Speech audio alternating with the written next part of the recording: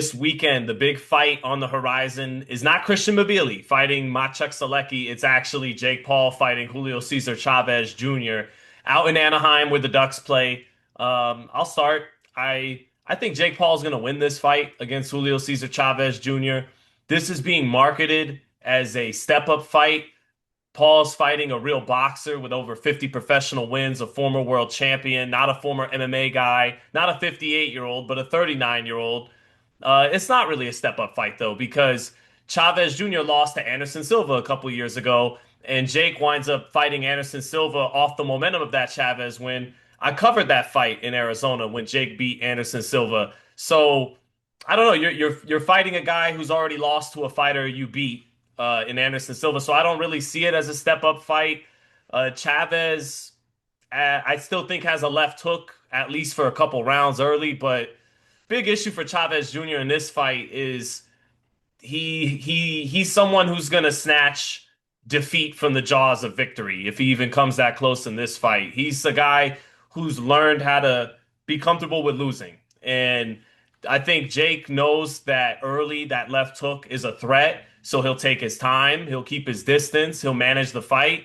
And then once Chavez Jr., after those first two rounds starts to fade a little bit, not even necessarily conditioning wise, but spirit wise, I think Jake will win a decision and handle his business there. I've been pretty critical of the Jake Paul thing because he comes from this Kim Kardashian, Paris Hilton fame. Like you're just kind of famous for being famous, and but um, I got bigger fish to fry, man. Between Turkey Al-Sheikh and Dana White and Ari Emanuel trying to seize control of boxing, I got bigger fish to fry. So Jake Paul is gonna have his fight with Chavez Jr. I think he will win. Chavez has a left hook early. Paul, I want to give credit where it's due. Uh, Paul's doing his thing with women's boxing. He has that big card lined up with Taylor Serrano 3 and some of the best women's boxers in the world. It's a good card, and he's gotten better. He used to basically be a one-trick pony. He tried to bring your eyes down with the jab to the body, and then boom, throw that knockout shot, the right hand over the top. He's got a left hook now. He didn't have a left hook a couple years ago. His feet have gotten better. Everything's gotten a little bit better, so I give him credit where it's due. He's rounded into. If I was covering a fight here at the Palms or something, he's good enough. He reminds me of the guy early on in the undercard who's a legit pro, isn't a world beater, isn't probably headed to being a world beater. We are headed to Jake Paul fighting for a world title. I feel confident in saying that. The WBA president has already said he wants Paul. Again, I got to give credit to the sanctioning bodies that they've held out this long without trying to get their 3%. But it's coming, and I do think he'll win this fight. It is a step up fight. It's a legitimate challenge.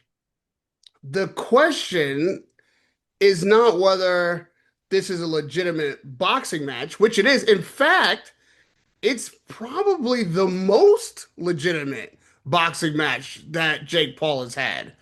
The question that no one's asking is what Chavez are we going to get? Because Chavez was a legitimate contender. He's got a resume that is not nothing. This guy isn't coming from basketball or UFC or double dutch. He's a fighter who's definitely had some rough patches and has been inactive and has personal issues, and all that makes him prime for the picking. But on paper and in reality, this is the level of fighter that a fighter just on record, if we're looking at on paper, Jake Paul at that level. I mean, I don't remember how many fights does he have. Was it like 8 now or something? I think he's at Like, 12. I think this might be his 13th. I think he's 11-1 last time I believe I checked. okay, well, there you go. Yeah. Maybe 12 fights, 8 memorable ones.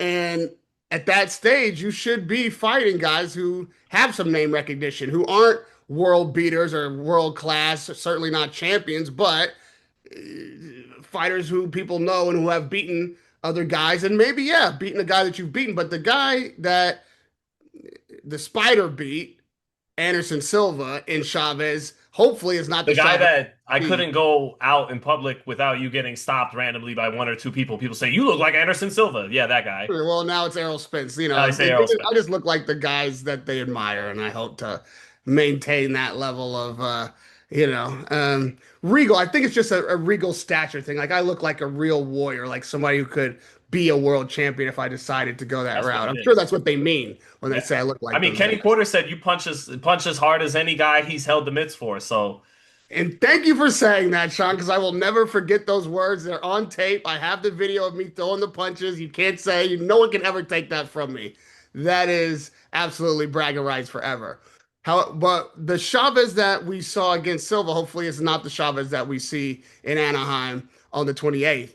And it might not be because the fact that this fight, really, the promotion side has been so quiet and not been the spectacle might give Chavez the opportunity to quietly train and stay focused and not have the pull of a dozen media outlets and everybody in the neighborhood wanting to like be in camp. And, the quiet actually, I think, benefits Chavez if he is dedicated to getting ready for this fight. And where honestly, Jake might have fucked up is bringing Chavez Sr. into the promotion and giving him all of this, like, stick during the press conference about him being a disgrace and whether or not he lives up to the Chavez name and giving him, what is obviously going to be some good headline clips.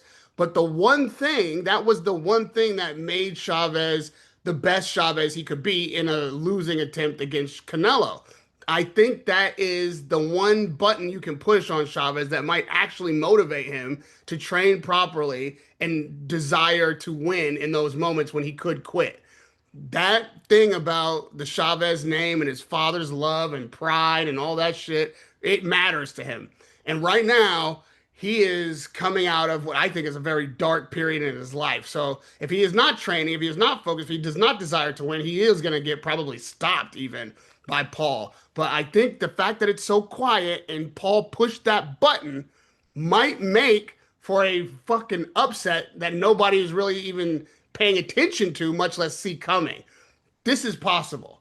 What you mentioned about the women's card, it's admirable. Like you cannot take that from Jake Paul. He has put together a, a number of cards now that have highlighted female fighters. He signed Holly Holm, and he hasn't forced them to be on the undercard of this fight, which would have been very easy to do. He could have made the rubber match between Serrano and Taylor yet another co-main event for his promotion and giving it some more credibility on the undercard of Chavez Paul. He didn't do that. He's letting them now stand alone on top of the card in a full women's card in New York at Madison Square Garden on their own.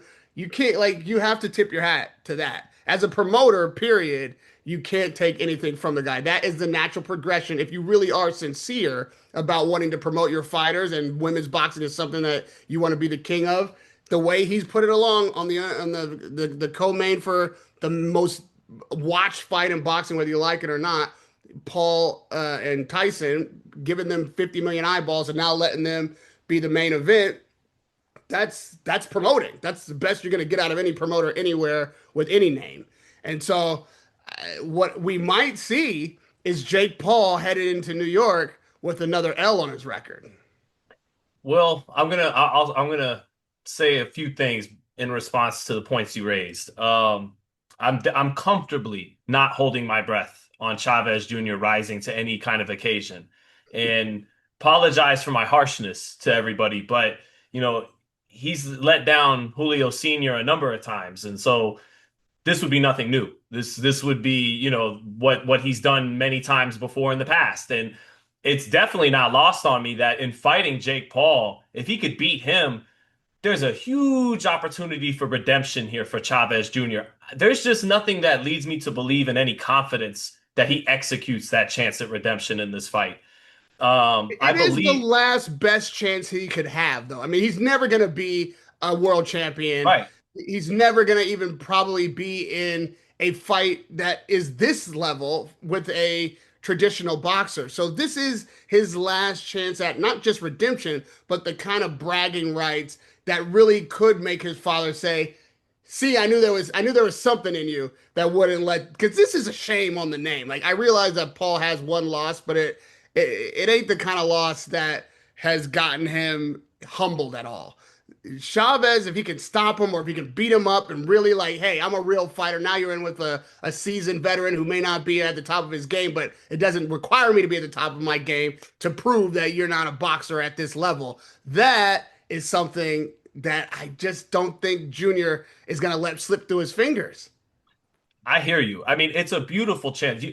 It's a beautiful opportunity for Chavez Jr. You don't have to beat a world beater. You don't have to to beat today's Meldrick Taylor or anything like that. You just got to beat Jake Paul, who has become a competent pro, but he's no world beater. You just got to beat Jake Paul and the Martinez fight. Being in your pink underwear, eating your bowl of cereal when your dad's trying to tell you to cut the ring off against Martinez and not showing up for Canelo, and then getting robbed by prostitutes of the Canelo check that you didn't earn that night, and on and on and on and on and on. And by the way, once upon a time at 160, he was a bad boy when he knocked out Andy Lee and Rubio. He was a good middleweight, right? And squandered some of his talent. He should have performed better against Martinez. That's why his dad was getting mad at him in his fucking pink underpants. But Chavez Sr. is no saint. Chavez Sr.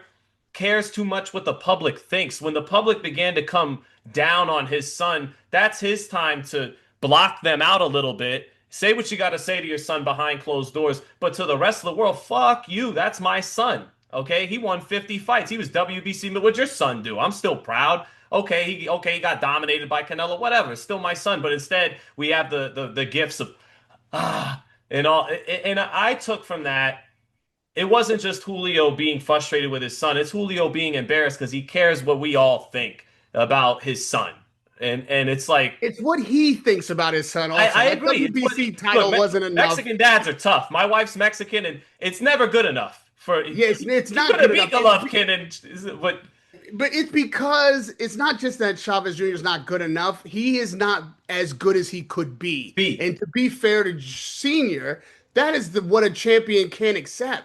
I think if he thought that Junior was really fighting at the best at his level and not just as good as he was ever going to get, he might have more grace with letting Junior be whatever it turns out to be. It's the fact that you know your son, you see in your son what he could be, and he is like can't get out of his own way, won't commit, won't do the thing that is necessary for him to be, if not great, at least as great as he can be. And you're right, like he has been a world champion, but I don't know that even that was enough right. because when it came time to really defend that title and be the guy, he faltered. And like you say, every time he gets an opportunity to step up and to own the championship level, he falters. But this is within his grasp, man.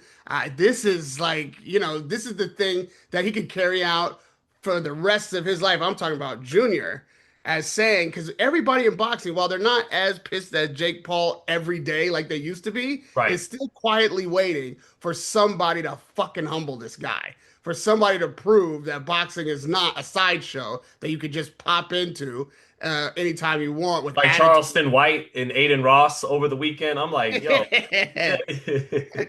Yes, man. We should have prepared a little conversation for that. We're gonna have to do a satellite show on that one. I did see that. I forgot about that. See, well, stay tuned. We might drop another one. So, but Chavez Jr.